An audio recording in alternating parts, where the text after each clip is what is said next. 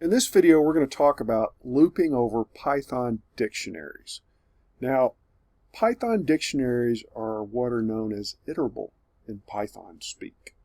And this means the object has a magic method, talk about that later, that allows loops to iterate over the items in it.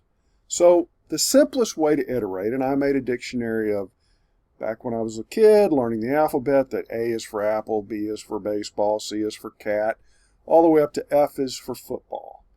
And you simply go for key in my dictionary. So it's like a normal Python loop, and then I'm going to print the key out, and it goes, A through F.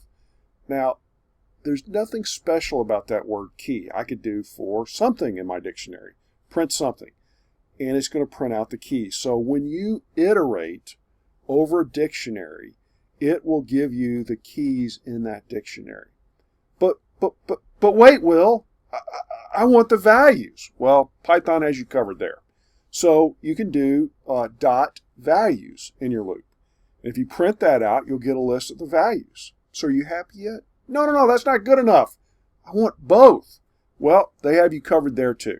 So in that case, you do items, and it will give you both the key and the value, so that if you need both of them, you have them right there. You don't have to do any additional work.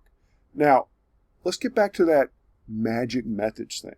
I'm not going to go deep into this, but if you're curious, you can go look this up.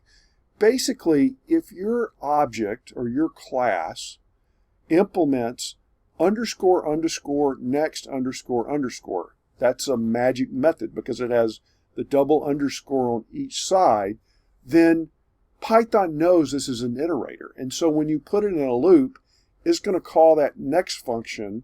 And as long as it's there, it loops right over it. And as long as you give it the next item, it will work, allowing you to plug it into all the goodness of all the iterator type syntax you see in Python.